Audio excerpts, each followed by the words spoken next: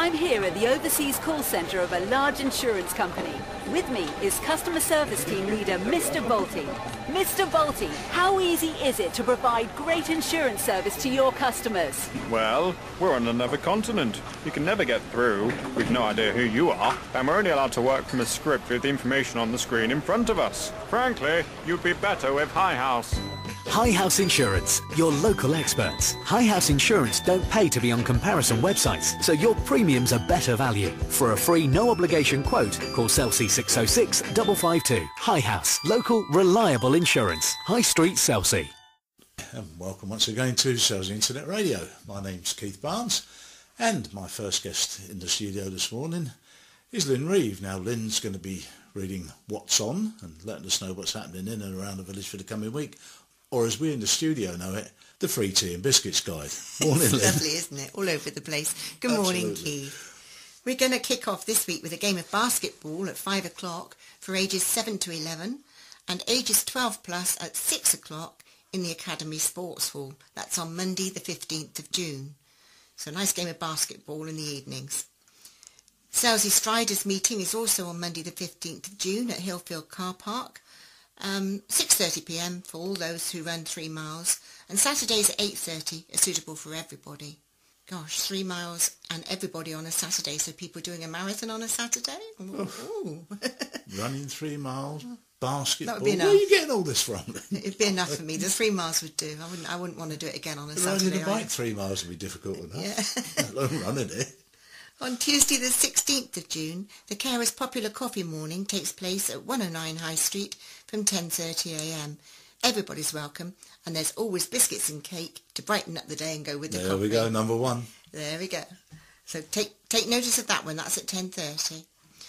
Again on Tuesday the 16th of June, St Peter Fellowship, who meet in St Peter's Church Hall, will have Josie Pound giving an insight into how she designs the Chichester Cathedral Flower Festival. Cost to non-members is just £1.50, including refreshments, and the Venture Bus is always available to members. For further information, contact either Veronica Holloway on 607 358 or Elizabeth Ball on 681 443. Well, if you've ever seen the Cathedral Flower Festival, you'll know what a good job that Josie must do. I've not been, but the wife's been, and she says it's wonderful. It is a wonderful thing to see, yeah. On Wednesday the 17th of June, the Crafty Natter Club will meet at... I love that name. You nearly got it wrong, didn't you? It was nearly Crafty Nutter. The Crafty Nutter. I wouldn't say that, Keith. That was you, not me. We'll meet at the Selsey Methodist Club in the large hall from 2 to 4pm, where they aim to have demonstrations of different types of crafts, from embroidery, flower arranging, card making, to quilting, bread making, to crocheting. Crocheting. Crocheting. You only get crocheting when you get round me. Yeah. The crocheting. Cost is just £1 with the Venture Bus, being available to members. Contact Lisa Allinson on 601 032 for any further information. Sounds quite good. Lots of things going on there. Also on Wednesday the 17th of June, a musical evening with the Selsey Folk and Music Club, who meet in St Wilfrid's Church Hall at 7:30pm. That's something I keep meaning to go along to, just to have a look, and I haven't as yet. I may well be there one evening. No, I've not managed it yet. I know Dennis popped along. But... Yeah. On Thursday the 18th of June, Link, Ladies in Contact, meet in St Peter's Church Hall at 7:15pm, where Michelle McKinley-Bell from the Aldingbourne Country Centre, located in Norton, will be telling about the work of the centre, who support people with both learning and physical difficulties in reaching their potential. The cost for the evening is £1.50, which includes refreshments, together with a free raffle ticket, woo, and the bus is available to members. Contact numbers are Mary Grantham on 604 718 or Beryl Fletcher on 603 750. So you get tea, biscuits and a raffle ticket, Keith. Well, how's that? That's good, isn't it? That's Friday... Up to you. I'll make that 4 3 cups of tea. 4 3 cups of tea so far throughout the week. And biscuits and cake. And biscuits and cake, yeah. And a bit of music tucked in. Oh, Not bad at all. No. On Friday the 19th of June, don't miss Fridays, it says, at 5pm, there's a weekly club called Bright Sparks for children of primary school ages, and that takes place at East Beach Evangelical Church in Marisfield Place from 5 to 6pm. The cost is just 50p, That's not bad, is it? No. And with a new preschool group known called Sunbeams for Babies, Toddlers and Carers taking place during term time from 10 to 11:45pm. I love the names that are coming up lately from Selsey, Sunbeams and Bright Sparks and all sorts of things going on. On Saturday, the 20th of June, the Venture Club, is it really the 20th of June coming up already? Yes, Evans? indeed. Soon be the longest day, won't it? Yes. And then the dark nights will start drawing in, won't No, they, Keith? don't go there. Don't go there. Just unbelievable. I should be suicidal, slashing my wrists and all sorts. No, you won't. Don't like the dark nights. No, you won't. We'll keep you up there, don't you worry. Saturday the 20th of June, the Venture Club garage sale, adjacent to the Co-op from 9:30 to 11:30, with many a bargain to be found. And also on Saturday, the Selsey Scouts charity shop, sited in the Scout Hall in School Lane, will be open from 10 to 12 noon, where you will find books and plants and bric-a-brac and lots of little finds there. And then again on Sunday the 21st of June, Selsey Power Rangers meet 9 o'clock at Hillfield Car Park. I don't know what the Power Rangers do. I don't know. I really don't know. Perhaps somebody can let us know. Perhaps somebody wants to come in and tell us. Group of local That'd be good, won't superheroes. it? It would be, wouldn't it? Big S's on their chest and things. It'd be great. Running 3 miles and then having a cup of tea and a bit of music. Seeking the bric-a-brac. Anyway, thank you very much, Keith. That's all I've got for this week. Well, that's a lot to be getting on with, Lynn. Yeah.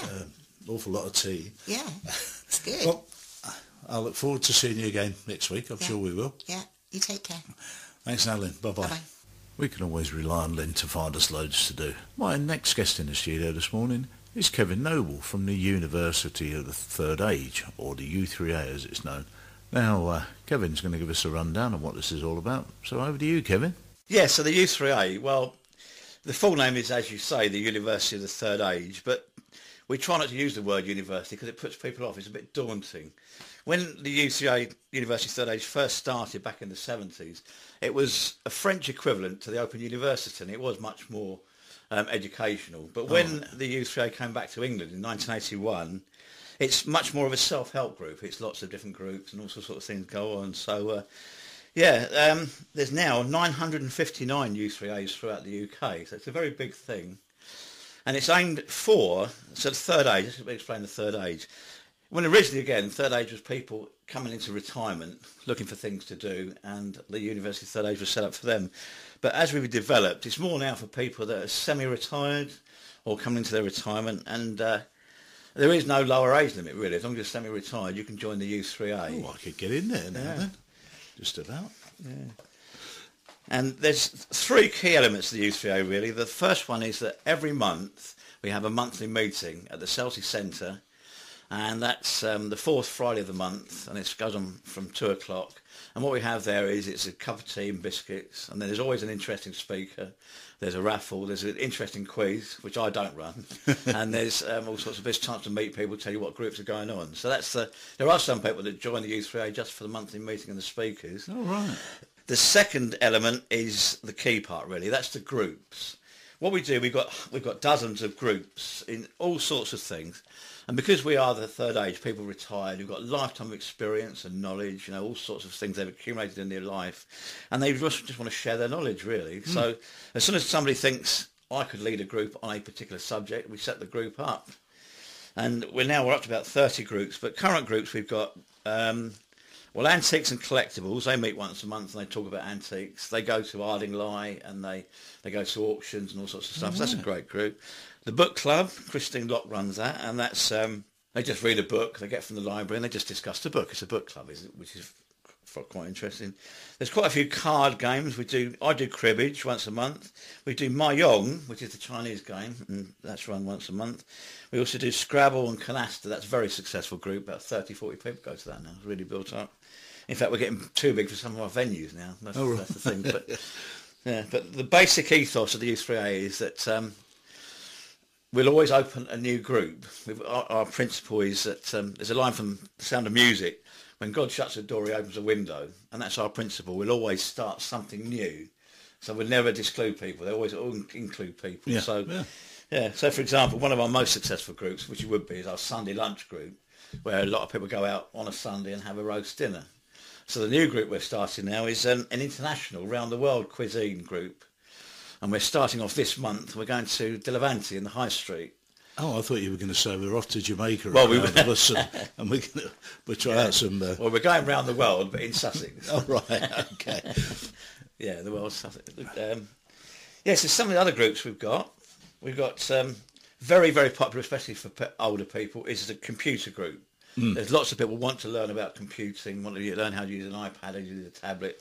So we've always got new groups starting on that. And the more that do that, the better will be from Selsey Internet Radio, because that's where they can find us. They can find you on there, exactly, yeah. So that's something we're really pushing, and that's always over a subscriber, always looking for people to host groups in computing, because, you need to know what you're talking about to start a group. But we've got family history, French conversation group, gardening group's very interesting. Meditation. I could do that. I could cope with the rigours of meditation, I think. We've got a swimming group. They meet twice a week, and that's an early morning swimming group, 8 o'clock. So if you're ever that enthusiastic, you want to get up and get your bathers on. If I'm ever that enthusiastic about swimming, you come and take my pulse. Topical discussion, that can be quite lively, especially during the election. I can imagine. Walking group, whisk group, so Skittles, we do a Skittles group. Walking football for the older man. Oh, I've seen that. We're involved with that, yeah. Terry Varney from Yes, First Responders? Yeah, well, Terry's involved with that, and Terry is our computer whiz kid. Oh, right. So he sets up our website and everything like that. So yeah. Brilliant. Yeah. And the third element that we're involved with, because it's very social, is trips out. We're always organising trips out. We've got a lady called Joan Wills. Have you ever come across Joan, who's in the WI lady? Name rings a bell. Yeah, Joan Wills, a very, very, very clever lady and very, very energetic. And she organises all our guest speakers. She writes the quiz for our meeting, but she also organises our trips, which are very regular. And the next trip we're going to the BBC studios in London next week, actually. Week after, 16th of June. And that's a trip to the BBC studios, and you can sit on the one-show couch. And you can also, apparently, you can present the weather as a part of it. And it's a tour of the studios. That's going to be a Great good stuff, trip out. yeah, that's very interesting. Sold out. We're going to Lordington Lavender. That's coming up. Oh, right, yeah. And there's always loads of trips going on. We've got a theatre and film group. And they're always going to Southampton Mayflower Theatre all round. They get on the train and they go to all these things. So really, we need to be coming to see you at U3A, because there are so many things going on, and I'm sure you've got people there who would like to contribute to Selsey Internet Radio. I'm sure they could. And if you want to pop along to our next meeting or a meeting, you can stand up and say, "Does anybody want to?" I might consider that. I think you're more than welcome to come along. John's nodding his head over there vigorously. And we'll give you a free coffee and biscuits as well if you come along. Oh, well, the coffee and biscuits. Everywhere you go, coffee and biscuits. Oh, well, that's fantastic. Yeah, absolutely. Lots of stuff. So, so what about if you want to join us? That's what we need to tell people about, isn't it? Yeah. So, there are several ways, but the first way is you can come to the monthly meeting. You can come along free first time, see if you like it, see what you think about it, and join up then. And our fees, we're not expensive, that's the other thing, we're trying to be realistic. It's £15 a year subscription, and then if you go to a group, you might put 50p in the pot towards the person making the tea's costs. Yeah. So we keep the costs as low as possible. So you can join up at our monthly meeting. You can also go online. We've got our own website, which is selseyU3A.org.uk. If you look that up, we'll just put in Selsey U3A on a search engine, you'll find us. Another way is to get in touch with our membership secretary. That's a lady called Sue Hartnett. She runs, she's a card player, but her telephone number, and I've checked it's okay to give it out on there.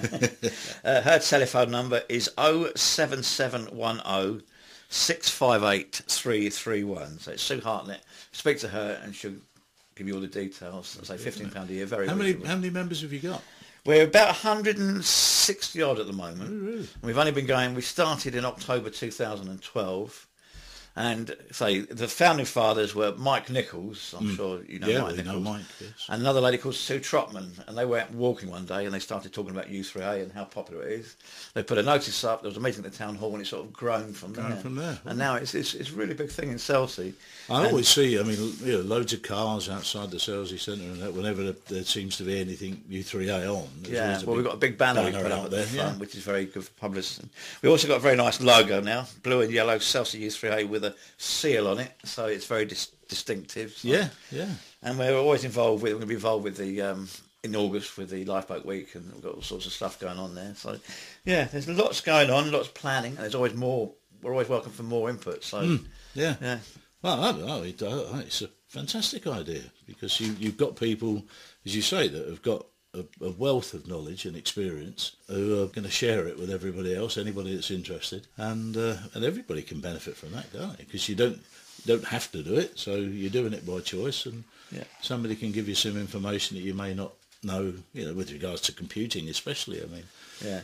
Well, my view is there should be something for anybody, really. Well, it certainly sounds like it. And if you want to start a group, then we'll help you set it up. We've got all the people there. We've got experience now. It's 3 years of how to set I suppose it's self-leveling, isn't it? Because if you want to start a group and you do and nobody turns up, then you can stop it straight away. Exactly. There's no problem, no cost. It's as simple as that, and you can do. Yeah. But we've got some wonderful people, and of course the thing is now people are living longer. And most people sort of retire in their 50s, 60s, and they've got another half a life ahead of them, haven't they? Absolutely, yeah. Hopefully. And they've got exactly. Hopefully. And they've got all that accumulated life experience and knowledge, that it's nice for them to share it and perpetuate it.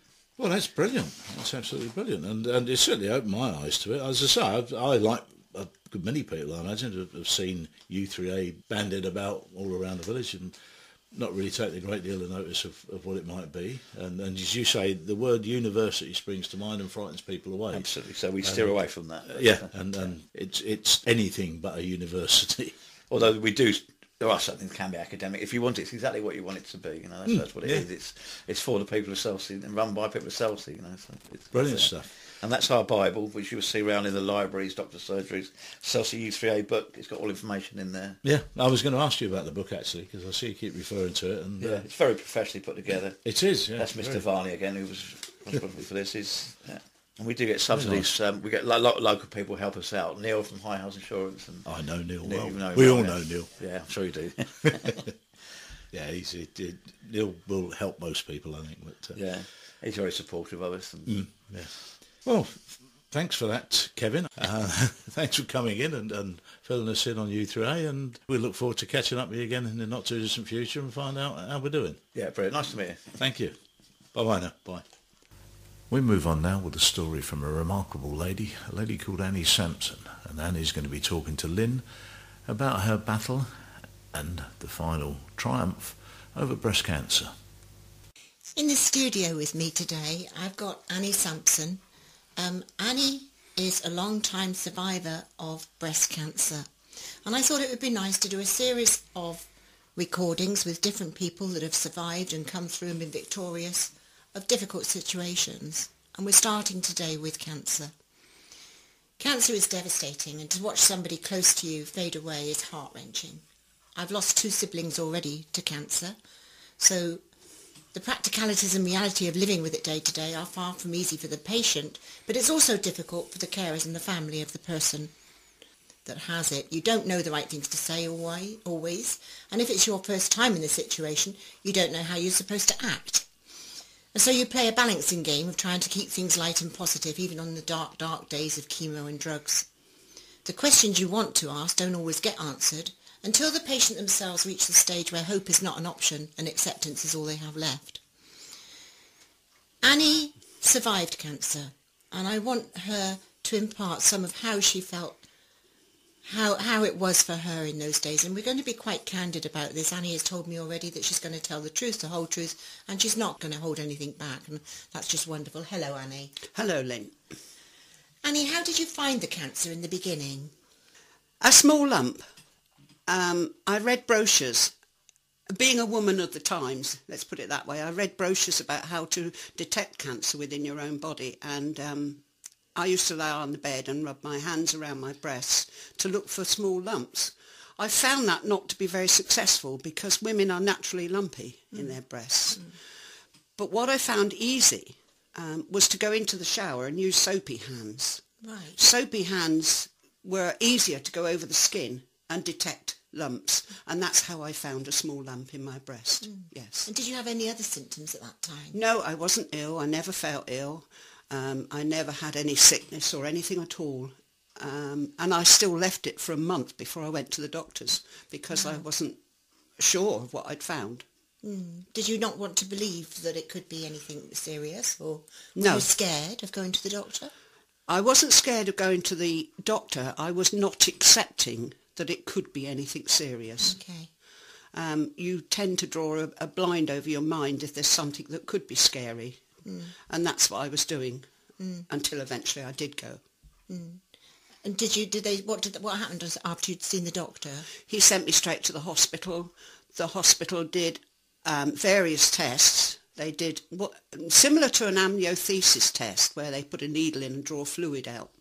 That was quite painful, but it was inconclusive. They still couldn't conclude that it might have been a cancer cell there. So they then put me through for a scan. And the scan picked up that something wasn't quite right, but they still didn't know. It was still inconclusive. Did they tell you straight away what they thought it was? No, not for about 6 weeks. So for 6 weeks you were in a kind of limbo? Limbo, waiting, Yeah, yes. that must have been horrible, because I think if you know something, it's easier to deal with once you know it and have come to terms. Well, this is a long time ago. I'm talking quite a few years ago. So I would say that in those days there didn't seem quite such an urgency, and yet more people were dying of breast cancer. There didn't appear to be an urgency about the situation at all. How long did you have to wait for the diagnosis? 6 weeks. 6 weeks? Yes. All 6 weeks. And that was, the surgeon took me in, and because the lump had started to grow, he decided to operate, and he took me in to operate on the breast. I came back round from the first operation, and I'd only been conscious, I suppose, for about an hour, and he came to see me and sat on the bed and said, "I'm taking you straight back down. The diagnosis is not good. You've got breast cancer." He said, "I'm going to have to remove the entire breast." What was your first reaction to that? Numbness, really. It still would not... My brain couldn't seem to tolerate the thought of that, and so it wouldn't accept it. It was just numbness, really numbness. There was no emotional feeling, nothing like that. I didn't cry. There was no tears. My husband came to see me before they took me back down, and he was tearful. He said, "This isn't good, babes, this is not good. Things don't look good." And then I started to think, well, perhaps they're not. It wasn't until somebody actually said it to me that I thought they weren't good, Yeah. So That was the blessedness of numbness of the mind. Yeah. That was my next question, really. How did the family react to you when you told them, and your friends? I didn't tell them. You didn't tell them? I didn't tell my family or my friends. No. I felt it was something that only I alone could deal with. I didn't want a situation of people feeling sorry for me, or as did happen in the end when the story came out. They didn't used to look me in the eye to talk to me. They used to look at my breasts. Nobody ever looked me in the eye. I think I'm used to that. I think, as a woman, you get used to that in a funny kind of a way. But you also missed out, though, on some of the support that you would have got. I certainly did, and I would not recommend to anybody that they don't tell anybody now. No. Now I tell everybody what's happened to me because it makes me face up to it. I can handle it better if everybody knows. Was that the end of your treatment once the breast had been removed? As a lot of people... No, I had to have chemotherapy. I had 3 lots before the op and 3 lots after the op. My hair fell out. I was showering one day, and again, you use the shower. I was rubbing my head because it was itching, and the next minute I had handfuls of hair. That all fell out. But I didn't actually mind that. I didn't like my lumpy head, because underneath your hair you'd be surprised what's hiding or what's lurking. But I did like being able to wear turbans and putting brooches in them and hanging necklaces on them and goodness knows what else. I loved all that. I felt a real fashion accessory there. Okay. I did like that. That's an interesting thing, isn't it? Yeah, that you actually liked that part of it. How did the chemo make you feel, though? Ill, very ill. Yeah. The operation and the cancer never made me ill at all. I had no pain, no sickness, nothing all the way through the cancer. But the chemo made me ill, very ill. There were some dark days. Yes, there were some bad days. And that's actually when the family found out. Yeah. That's actually when we told them what was happening. Through Looking back on those times of the chemo and the drugs afterwards and everything else, would you say that you can understand somebody that says, I don't want that treatment? That's a very difficult question for me to answer because here I am. Exactly. So it's quite difficult for me to say to that. Each individual has their own personal feelings about this. I'm sure I wouldn't have wanted to have that chemo had I known how ill it made me. But at the same time, I wanted to live. So what do? You have to bite the bullet sometimes, and that's exactly what I did. And after the operation, were you still in pain? No. No pain. I had no pain whatsoever throughout the whole experience. No, that's weird, isn't it? It's really weird, yes. Really weird. Were No you pain on whatsoever. morphine? Even when I was bandaged up and strapped up. Because it's an awful scar that you're left with. Even with that, I had no pain. Nothing at all. Were you on morphine? Did they give you morphine? No, no I didn't need painkillers? it. I had no painkillers, nothing. I didn't want it. How long did that scar, not the scar, how long did your body take to heal itself to the point that you felt more comfortable? I would say about 2 months, 3 months. Yes, I Okay. would say about 3 months, something like that. Right. Yeah. There was never any soreness or anything, but they did take me straight in for a pathesis. Obviously, I couldn't walk around one-breasted. No. And they took me straight in for a false boob, if you like, a pathesis. And what happens there? That's the weirdest experience I've ever gone through. They actually laid them out on the desk and asked me which one I'd like. Okay. And I couldn't choose, so I let my husband choose for me. So you can imagine him feeling. He was allowed to feel, yeah, to see what he thought was a good idea. Okay. And Yeah. you in those days, how long ago was this, Annie? How long ago was your cancer? 34 years. So in those days, they wouldn't have offered you a rebuild, would they? They did offer me a rebuild, but they spoke to me about it as well. Okay. And thank heavens I never had it done. Even today I won't have it done. I've been offered today to have it done at my age now. But I'm so glad I didn't, because over those years, the false implants that they've used have been proved to be faulty so many times that they would have had to reopen me 3 or 4 times to change that implant. In all those years. In all yeah. those years. Yeah. And thankfully I never had to face that because No. I didn't have it done. I just stuck with my pathesis. There's some funny stories behind that, but one of them, I used to garden. Before I found how to use a pathesis properly, I would be gardening and it would flip out the top of my bra on the ground. Which was quite funny. Or I'd bend to get some shopping in the supermarket and it would be in my basket. Oh, Beth. It was quite, to me, my sense of humour Yeah. probably carried me through. Yeah. It was hilariously funny at times, really funny. And then I found that I could stitch a little pocket in my bra and I could dance and jump about and nothing would Something I happen. believe you still do today, don't you? You I buy still, a bra and you I stitch still a do pocket today. in. I still buy a Quite bra ingenious. and stitch a pocket. Yeah. You can buy the properly made ones, as they call them, but they're so expensive. You're talking megabucks money. And in those days, with a young family, we didn't have megabucks money. We couldn't do that. I could today, but I'm not going to, because I'm quite happy stitching my own pocket in. Yeah. I've got used to it. Yeah. What do you think in those times was the best advice you ever had? Was there something somebody said to you that you think really triggered anything? The best advice was not to have a rebuild. Was it? Yes. Yeah. And that was the surgeon himself told Yeah. me that. That was the best advice he gave me. He said, please think about this, he said, but don't have a rebuild. And I know from experience that when you're with somebody that's going through the horrors of chemo and things like that, that you don't always know the right things to say and do, and so you try and put on a light-hearted approach, as I said in the beginning of the programme. But I'm wondering for you personally, would there have been a way that you wanted that to be? Because sometimes that comes across as false, doesn't it? Sometimes if you're sat holding somebody's hand and you're going, "God, blimey, you look bloody ugly today," excuse my French, then sometimes that is not the right thing to do, and other times you think, well, don't be so condescending. How did you feel? It's more difficult for the person that is trying to handle that situation than it is for me. It was more difficult for them than it was for me. I never ever felt uncomfortable about what had happened to me. I've always felt comfortable in my own skin. Yes. I still do today. Yes. You know that. I'm full of confidence. Yeah.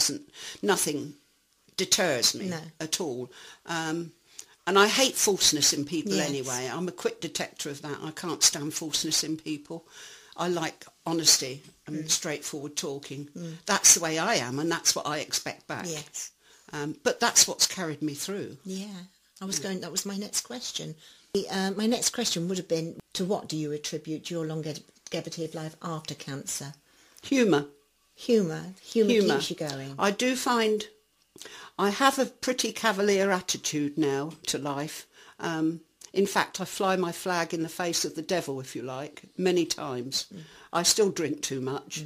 I have been known to smoke in my time. I have quit that. I don't do that anymore. But there are many things I do that are quite daring and not very good for me. Okay, but that can be good. But that is because of the cancer. That's because you grab life by the tail. Yes. I wake every morning and I'm the happiest little soul to be around first thing in the morning because I've got another day. Yeah. And it's brilliant and That's it's wonderful. And life is wonderful. Life is very good because I love people and I find that people quite like me, and that's good as well. That makes you feel good, you know. But if I can make people laugh, then I'll do that. Good. And you know that I'm quite daring when it comes to it. I can vouch for that, actually. So you think that humour's the thing that's helped you to face up to these things as well? Most definitely. Yeah. I've found humour in every situation. Yeah. If you look for it, you can find it. There's humour in everything. It doesn't have to be doom and gloom, does it? No, definitely not. No. I can't bear to be around people that make me feel sad. No, that's it. That's exactly it. And is there anything that you regret from all of this? Yes. Go on then. And that's losing my sister through breast cancer. Yeah. I kept railing against God. I do believe in God, and that's helped me a lot as well. So I'm quite proud of the fact that I still do against all the odds today. But I did rail against him, and I wanted to know why I was still here and she wasn't. And then one day her daughter said to me, "Why didn't you teach my mum the secret of getting over cancer?" And that was the most soul-destroying thing that anybody ever said to me. I still haven't quite got over that. All I could do was say to her that there is no magic potion. I only wish to God there was. I would give it to everybody if there was a magic potion. There isn't. It's within yourself. Yes. You've got to be able to look at things within yourself and think, blow it. I'm going to beat this. I'm going to do this. I'm not going to give in. I'm not giving in to this, you know. I don't know if there is a special gene within the system. They have done genetic testing on me to find out if there's a special gene that makes me a survivor. I find that quite hilarious too, because everybody's blood is blood, isn't it? You know, I can't find that there would be anything really special in me to do that. Mine's probably 3 parts whiskey anyway. And it could be that. Who knows? Who knows? Who knows? But there is something within you that's made you a survivor. There is something, and you are right, part of that is the sense of humour. And you also have a certain strength of character.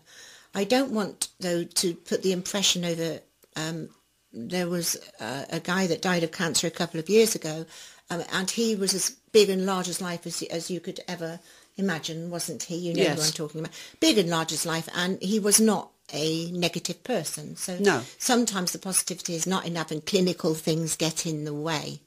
Right, because that is the nature of the beast. But for you, Annie, I find that your positive attitude definitely helps. The way that you look at life helps, doesn't it? Yes. And the way you run your life now helps. If you want a whiskey, you have a whiskey. Yes. Oh, yes. Anything I want to do, I do. Yeah, yes. Exactly. And fair play to you. And thank you very much for coming in and talking to me and being so candid. That's fine. An incredible lady with an incredible attitude. Well done there, Annie Samson. The Weather Report. And here's the weather for the coming week. The rest of Sunday will be fairly overcast and cloudy. Monday, pretty much the same, cloudy, high of about 17 degrees. Tuesday, high of 18 degrees, some broken sunshine. Wednesday, broken sunshine, high of 20 degrees. Thursday, back to being a bit cloudy, but still 20 degrees. Friday, maybe the odd chance of a shower, but remaining at 19 degrees. And the weekend, well, we should be fairly lucky down in the southeast and have a nice, dry, if cloudy weekend. And that's it for the coming week. And we'll go across to Dennis now, who's with the very man that the weather is most important to, and that's our gardening expert, Giles Peer. And we have the gardening spot with Giles, and Giles is here in the studio with me to give out his opinions, give out the tips. Hello, Giles. Hi there, how are we today? All bright and breezy, I presume. Oh, yes, wilting. You look like you've been out on a run. Right, anyway. Oh, thank you, yes. Sorry. Giles, stick to it. Don't say what I look stick like. To we'll it. Pass on that, I think. Right. Colourful dragonflies are very noticeable at this time of year over the ponds and small streams, and they're very nice to see hovering about. They're very pretty, very, very nice to look at.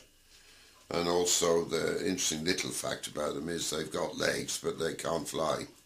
They can't walk, I mean. They never walk. Never walk. Even though they've got legs. They can't walk and no they never cars. walk. So there we go. That's just a little bit of useless information. That's terrific. The call of the cuckoo, one wants to listen out for now, which is very echoing, soft and sweet from the woodlands. And it's very nice to hear. We don't think we often hear that. I personally haven't heard them here at all in Selsey, but I'm sure other people out there probably have. I haven't. I've only heard them when I go out up onto the into the countryside away from the coast. I don't know if you've ever heard a cuckoo, have you, down here?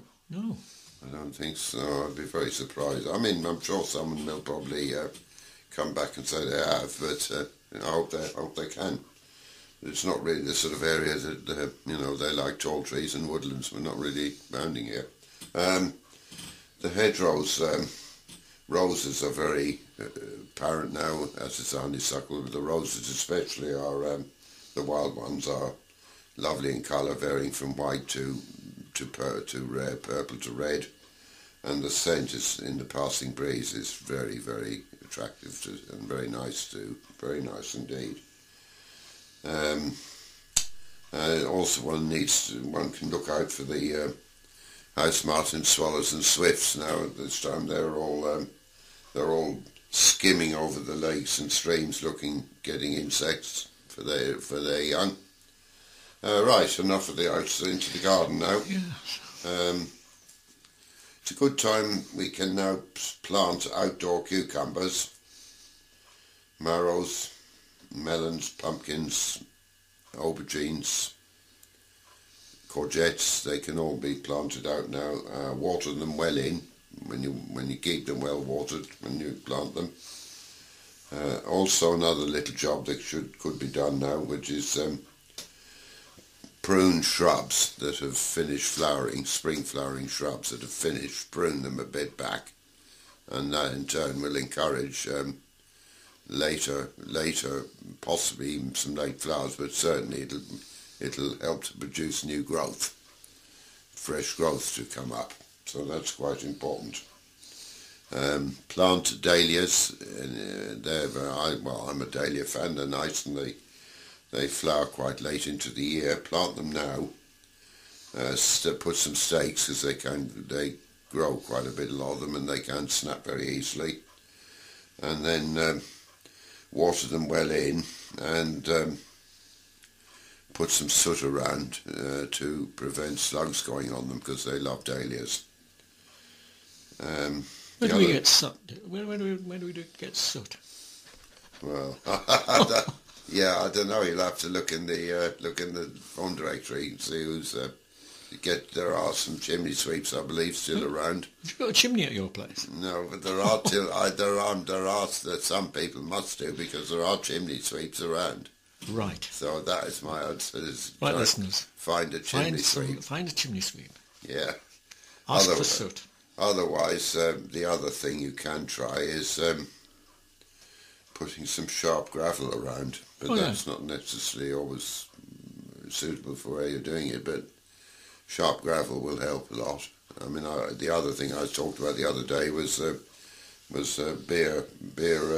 You know, we were talking about that, didn't we? About beer But then, I mean, it'd be a bit difficult if you got dahlias dotted all around the garden to put pots of beer by every dahlia. It would be rather a lot of pots. Waste of beer. A real waste of beer, that would be. Yeah, well, you can There always... you are, that was John. Waste of beer. That's the first, well, I wouldn't disagree part. with that. I wouldn't disagree with that, I'd say. No, Giles, carry on. Yeah, the other thing is any strawberries now they're coming in, but the early ones certainly are coming in. If you haven't got too many and can do it, it's a good idea to net them, because as you know, the birds really have a right go at them. So that's worth trying to do. They do at my raspberries. Oh, they will. Oh gosh, yes. Oh, black currant, red currants, you name it, anything like that. They'll go for them big time. Another little tip-top tip, what I call them now, a vase of mint and lavender put in the kitchen is a very effective way of seeing off flies. They don't like it. Anyone who's got flies around in the kitchen. And a bunch of mint in the car, if you're travelling away, especially going on holiday or anything, a bunch of mint will help combat travel sickness in the car. Another little interesting fact of information, tea leaves and coffee grounds make an excellent little mulch for rose bushes. They like that, yeah. Broccoli, people who like broccoli, the stalks are very edible on broccoli, so slice them finely and boil with the broccoli leaves. Yeah, I put that kind of thing in soup. They're very good for that. Yeah, they are very good. They're very, very good. Sweet peas, pick often, as much as possible to prevent seeds forming, and also obviously it keeps the crop flowering a lot later. To go out on a little whimsy, if you like. Obvious. This is no good. It's no good wearing a rain hat in the garden if your shoes are leaking. Well, that's it, isn't it? I think it is, isn't it? That's it. Sign out now, shall we, quick? That's goodbye from Giles, and it's goodbye from me.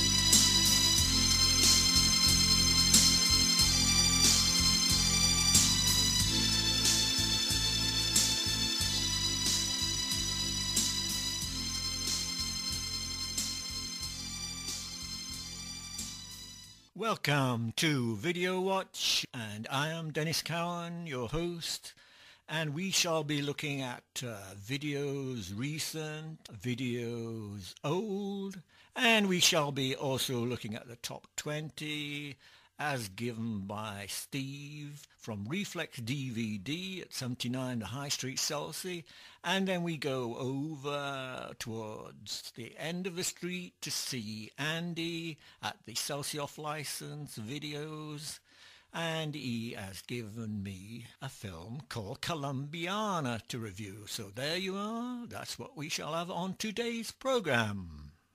We begin this week with a film called Clean Skin. It's a 2012 film starring Sean Bean and Charlotte Rampling. It's a sort of espionage thriller that centres around a Secret Service agent, the sort of MI5, MI6 sort of thing, that is going after a terrorist group who have Middle East connections, as usual.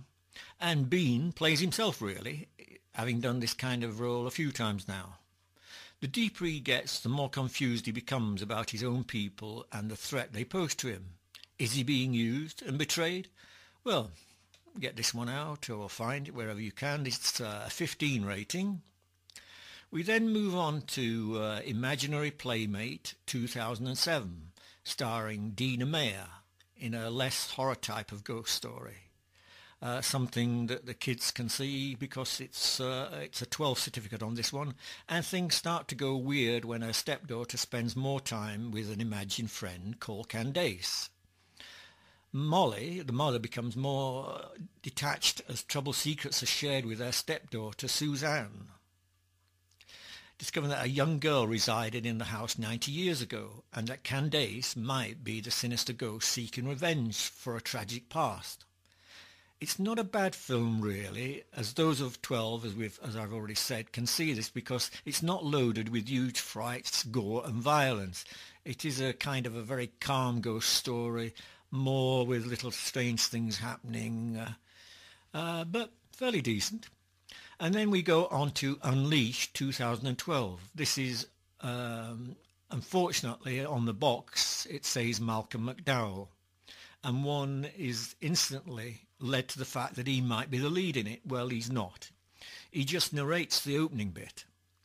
This is one of those Ouija board films, and having said that, the quality is good and some of the scenes are well orchestrated. It is hard to fathom where this is going, and the end tells you, in a very unconvincing way really, what is happening, so you still might not know. It is moderately decent, as haunting flicks go, of the supernatural, so just don't expect too much. That's a 15 certificate, and then we go on to Decoys 2003, a sci-fi horror done with a touch of fun. It features students and the university plot where the dorms are cold below zero, and some of the girls are aliens out to take over the Earth. Don't dismiss this, as it gets going nicely with good creature effects and solid acting. Yes, the fun is there, but the horror bit is done particularly well, like in the Species vein. This is well directed and has all the ingredients of a superb horror tale, and that's a 15 certificate. So there you are with that one. And now we go on to Toy Soldiers 1991. Yes, we're going back a bit, and this film stars Sean Astin, Will Wheaton, Andrew Divorth and Louis Gossett Jr. It's a solid thriller with a great cast set in a prep school. Hijackers take over the school in order to hold special pupils to ransom. They want a jailbird free, a man with a heavy price on his head. These heavily harmed drug traffickers take on more than they bargained for, as the bad boys, kicked out of several schools of course, decide enough is enough, and that means warfare, as they help the school and the authorities to tackle the invaders. There's plenty of action, and it's a superb thrill right all the way through it. Andrew Divorth was the key figure in Wishmaster. Louis Gossett Jr. was an officer and a gentleman. Sean Astin was in Lord of the Rings, the tubby one. Will Wheaton featured in Stand By Me, and then went on to do Star Trek. This is a 15 certificate, so it should be all right. We then move on to a rather special one that I'm reviewing here, and this is out in the shops like Tesco, etc., and HMV if you can find one. And this is called Forbidden Kingdom 2014, starring Charles Dance and Jason Fleming. This has been unduly criticised on the internet, and really mainly for some certain dubbing, and of course people who wanted much more from this film. It's a superb big bucks fantasy tale for bigger kids and adults, coming in at a 15 rating. Although slated for its rather simple tale of a travelling Englishman in the 18th century going through Europe and ending up in an area of Transylvania where there is a village in the woods, this is a pretty brilliant film, because this village pretends to be keeping out the demons and creatures, yet what lies within is much more terrifying. The effects are amazing and top-notch, and at times breathtaking. It has partially English dubbing for the Russian actors, and that's where that comes in, and one can see it. But that does not detract it from the superb visuals and action, which is akin to the thrills of Temple of Doom, etc., and Pirates of the Caribbean. This is worth getting out. It's a little gem. Right, we now move on to Reflex DVD and the top 20 supplied by Steve. And we start with number 1. It's Kingsman, who is there. At number 2, American Sniper has slightly dropped. At number 3, we've got a new film called Mordecai. which is a 12 rating, starring Johnny Depp, Ewan McGregor, in a comedy to do with a shady art dealer and stolen paintings. And it also stars Gwyneth Paltrow. Then at number 4, Shaun and the Sheep, the movie, is still there. And at number 5, we have a film called The Gambler, which stars Mark Wahlberg, and this is a 15. And this involves borrowing from a notorious gangster to feed a gambling addiction, which means danger to the Bennett family, which is Wahlberg. So you've got a fire going on in that one. At number 6, we've got Inherent Vice. At number 7, we have The Drop. At number 8, we have The Interview. And this stars James Franco and Seth Rogen. It's a comedy film about guys who run a TV show called Skylark Tonight, only to find that one of their fans is Kim Jong-un of North Korea. So there you are. Even he gets in this. And then we go to number 9, which we have something I don't know actually. I didn't see it. It was Ex Machina. And then at number 10 we have The Vice, or Vice, starring Bruce Willis in an 18 certificate one. And this is a sort of sci-fi world of the future. People are allowed to play out their fantasies with artificial humans. And eventually mercenaries and a cop want to shut down the resort created by Willis. So there we have it. That's at number 10. Then at number 11 we have Big Hero 6. At number 12, Testament of Youth. At 13 we have Annie. At 14 we have Unbroken. At 15 we have Interstellar. At 16 we have Birdman. At 17 Home Sweet Hell. And then at 18 one new one called Wild, starring Reese Witherspoon. It's a 15 certificate, a true story of one woman's haunted memory of her mother and the reckless behaviour making her embark on a trek across the Pacific Crest Trail with no experience at all. So if you like that sort of thing, there you are. At number 18 we have Wild. At number 19 we have Zulu. At number 20 we have Into the Woods, which is the fantasy film. And I shall be, thanks to Steve for today, I shall be reviewing next week Selma, the human rights thing. So there you have it. Pop along to Steve's at DVD Reflex and get out your films. Right, we now go on to Selsey Off License and Andy and have a look at what he's got. And before I do the film of the week for Andy's, in his small selection, he has got one called Kidnapping, and that stars Anthony Hopkins in a true story psychological thriller, The Kidnapping of Freddie Heineken, and that's 15 rating. And another little film, 15 rating again, is The Riot Club, a British comedy of filthy rich, spoilt rotten kids who are determined to join the exclusive Riot Club. Another one is called Frequencies, a drama starring Daniel Fraser, Owen Pugh, in a world that which is not quite here, not quite there, and nature should ensure that Zach and Marie stay apart. Or do they? Get this one out. This is number 12. And then we have for the kids on the PG department, Wreck-It Ralph, a kids film based on the arcade game.